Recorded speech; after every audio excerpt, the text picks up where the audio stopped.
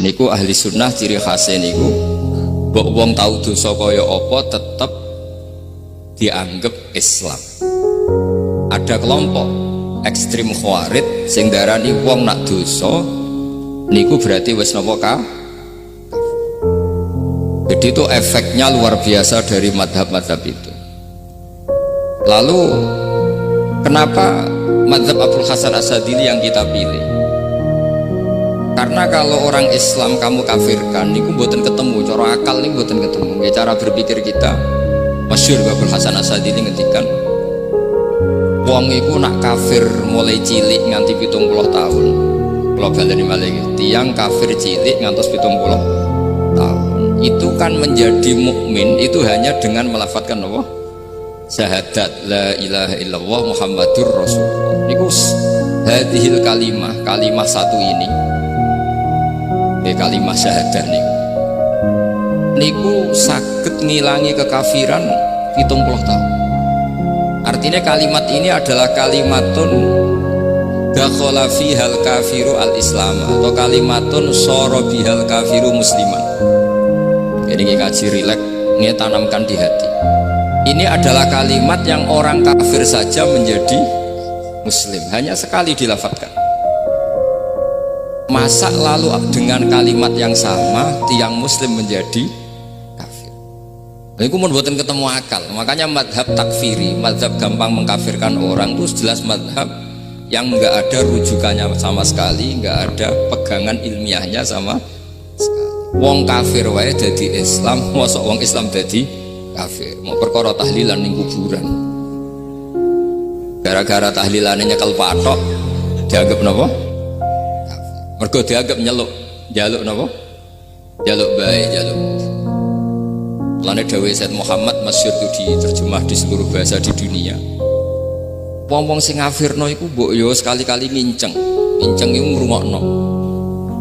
Lho kula nu sampean tahlil iku yo ora seneng. Kadang sing tahlil iku yo rada kurang ajar. Kula niku ben nak mati, nak sing tahlil wong Jepang ora seneng. Mergo yo rada sombong ya wong tahlil iku ya kadang rada sombong. Misalnya ngaten, kula kiyaine jenengan. Dongane ngene, ya Allah, ini guru saya. Ingkana muhsinan fazid ihsani. Kalau dia baik, itu ya tambahlah kebaikannya. Mosok murid muni gurune baik itu kalau itu kan ngenyak uang. Ini soleh-soleh permanen dianggap nopo.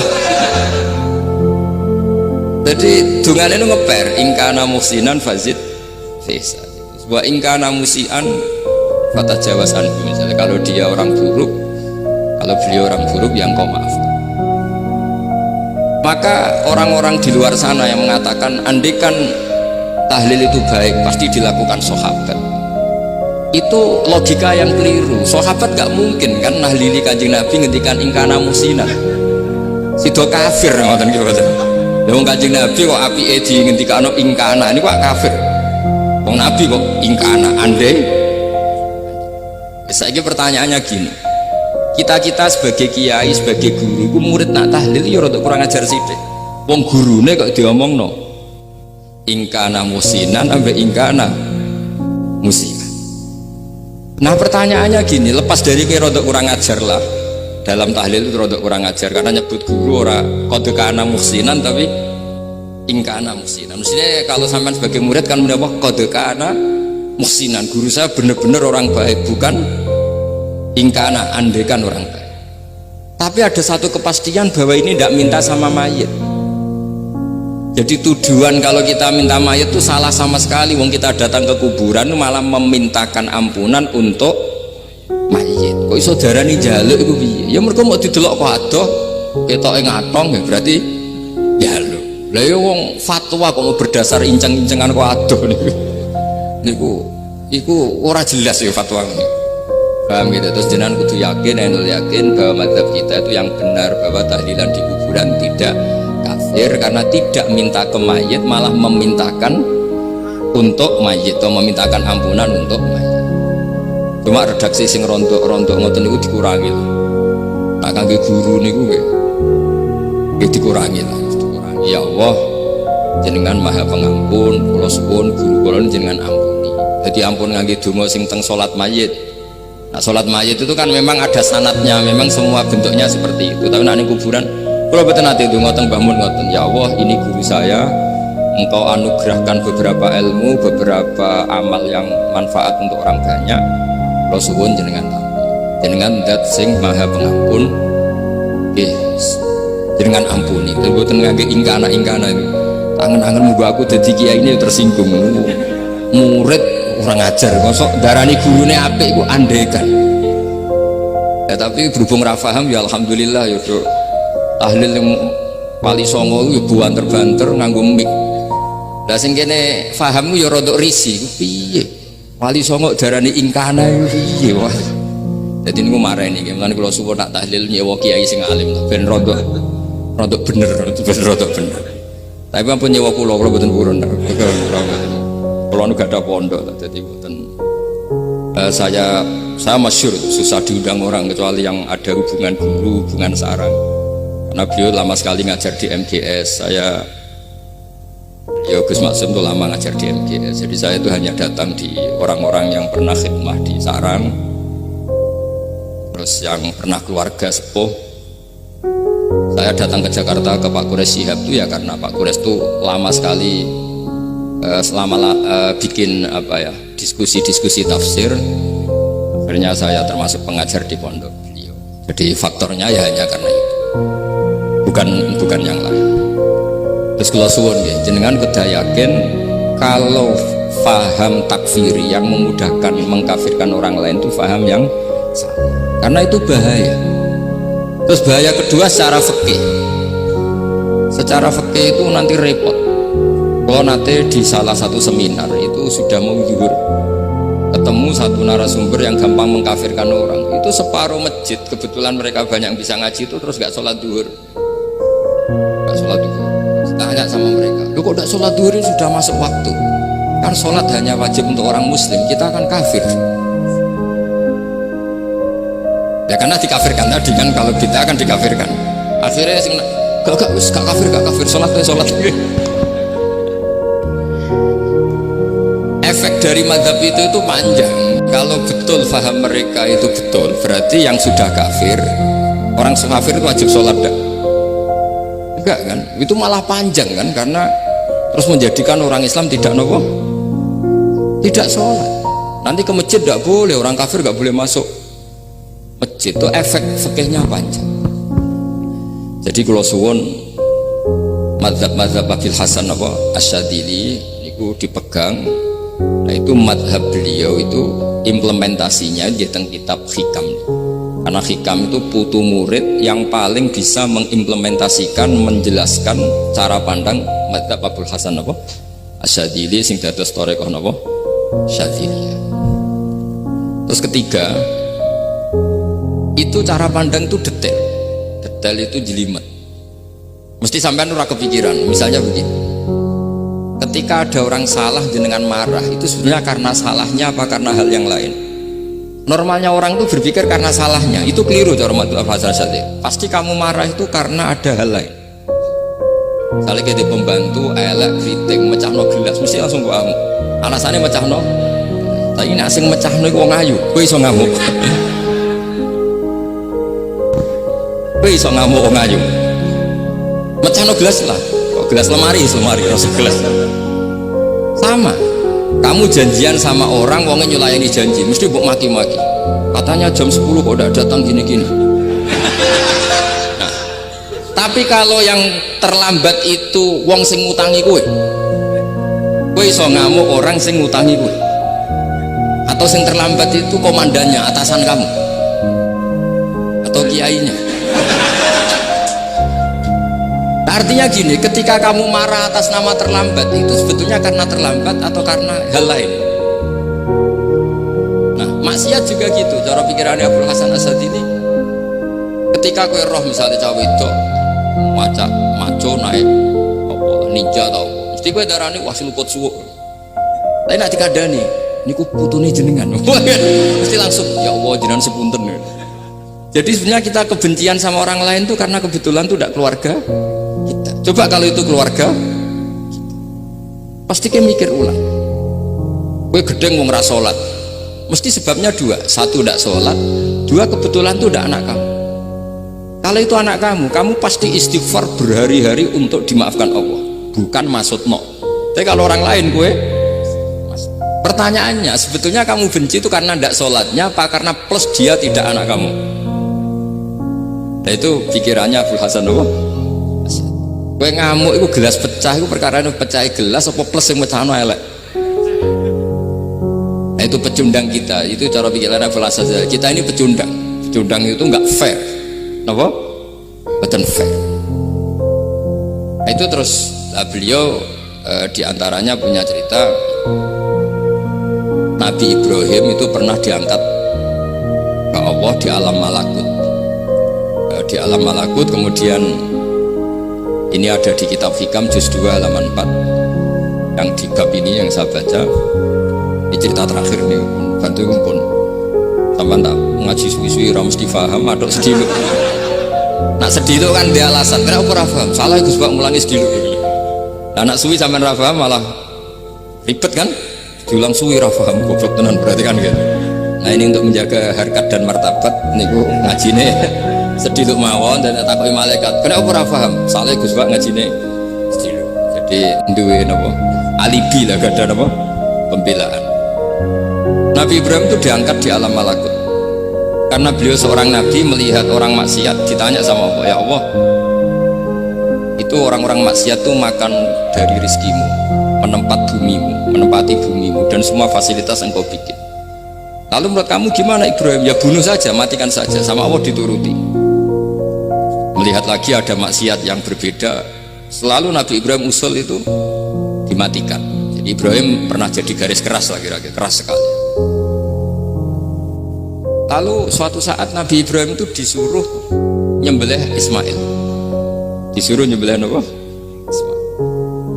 Baru disuruh nyembelih Ismail Nabi Ibrahim tanya ini anak saya ya Allah ini samratu fuadi ini buah hati saya kenapa engkau nyuruh menyembelih? Sejarah ngetikane pangeran apa kamu tidak ingat ketika tak angkat di alam malakut beberapa hambaku kamu usul supaya tak bunuh cara Jawane cara Jepone kuwi ora rasane dadi aku iku pangeran sing gawe aku enak kowe usul-usul kon mateni jare saiki gentenan saiki anak sembelih rumang sama dadi pangeran gak sayang kowe kowe tak dadekno nabi ku kon dakwah ora kon mateni. Nabi Ibrahim nangis. Nah inilah perbandingan bagi kita. Sebenarnya saat kita benci maksiat itu sebetulnya di hati kita itu tidak hanya maksiat. Kita ada tidak fairnya. Plus itu ada orang yang terkait dengan kita.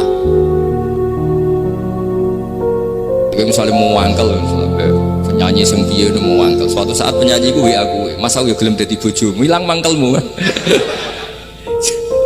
Jadi pecundang kita ini sebenarnya pecundang. Nah. Syukur-syukur memang makom kamu sudah tinggi memang bener-bener benci karena maksiat paribasane wayu gelembok rabi tetap mangkel tapi saya tidak yakin soleh-soleh seperti ini imannya sampai seperti itu tidak yakin dan saya kalau yakin begitu berarti keyakinan salah itu salah dan bodoh itu karena itu gak terbukti makanya ini kitab baru kalian kitab hikam karena ini acara ngaji hikam kula waos sedikit mawon kalau waos ini jawabannya Nabi Ibrahim ketika disuruh nyembelih Ismail tengah halaman 4 juz 2 Allahumma hadza waladi wa samratu fuadi wa ahabbun nasi ilayya fasami aqailan yaqul ama tazkurul lailah allati sa'alta fiha ihlaka abdi awama ta'lamu anni rahimun bi ibadi kama anta syaqiqun bi waladik. Jadi Ibrahim anak kamu sembelih. Kata Ibrahim ini nggak mungkin Gusti ini buah hati saya kenapa engkau minta ini tak sembelih apa kamu udah ingat pernah mengusulkan saya menghabisi sekian hamba saya kalau kamu bisa sayang anak kamu saya juga sayang hamba-hamba kue enak we mikir jadi makanya kalau suwon kita ini hidup harus insaf nak kira dia duit iku yo mangkel tenan loro tenan terus bojomu mbok kon sabar pas kue ra ngekeki duit iku yo ora fair wis ben-ben ngamuk. Satu kelihatan cerdas memang kondisi nggak punya uang itu harus ditanggapi dengan marah masa diapresiasi pinter mas gue saya sudah dua zuhud lah ya ribet kan, was jos mas sampean. Saya kira di duit sampean sudah di wong zuhud, wong waro, tapi udah mati bareng saya kira. Jadi sebetulnya Allah bikin emosi itu, andikan boleh dibahasakan, wis dipikir. Kalau la dafwahin nasa ba'dhum bi ba'dil lafasadatil. Jadi bumi ini sebaiknya itu diisi dengan sekian perbedaan. Tapi tidak konflik, perbedaan dengan konflik itu beda. Saya ulang lagi, bumi ini sebaiknya diisi dari sekian apa? Perbedaan, karena justru itu bagus. Saya itu berkali-kali bilang, andaikan tidak ada pikiran kedua, ini dunia ini sudah rusak. Harus ada pikiran kedua. Misalnya ono wong kok terlalu apik mbek kanca, mesti bojone sampet, wong gak men ngopi mbek kancane ra tau ngapi mbek bojone. Tapi kalau ngopi mbek bojone terus, mesti kancane sing sampet. Wah, jok rabi lali kanca. Ribet. Manusa itu ribet. Kados kula dugi mriki ini hormat Gus Maksum. Nggih mungkin tok ganjaran. Tapi untuk dosa sidik-sidik ninggal pondok. Jadi ya sudah. Ya mau tidak mau, karena memang hidup itu tidak banyak pilihan. Ada orang sering ibadah di masjid, sholat itu ya bagus, tapi dia pasti tidak baik dalam sistem sosial. Umpama wong soleh kabeh ning masjid itu donya akeh sing mati, karena tidak ada tim SAR paling murah. Loh iya kan, wong kecelakaan itu penolong pertama itu orang yang di masjid apa sing tukang ning dalan-dalan. Artinya sing ning masjid iktikaf mesti ra duwe ganjaran nulung wong kecelakaan. Artinya ada kebaikan yang pasti nggak bisa dilakukan orang yang sedang di masjid. Andaikan yang di jalan itu orang-orang soleh itu waduhnya sebaldatun thayyibatu warabun. Loh ya betul, Nabi pernah ditanya sahabat, ya Rasulullah kita ini senengane ngegeng di jalan. Kata Nabi, ya sudah gak apa-apa, asal atut torek haqqoha, ya kamu memberi haknya jalan. Apa itu? Amar ma'ruf nahi mungkar. Pasti nahi mungkar gini, misalnya di bus itu ada orang soleh mayoritas, itu sing nyopet ya wedi, mergo mesti ditabuki wong akeh. Kalau yang di perapatan wong soleh kabeh, sing beda itu ya isin, mergo sing perapatan wong soleh kabeh. Nah masalah ini ra soleh kabeh, kemarin ribet kan gak soleh kabeh.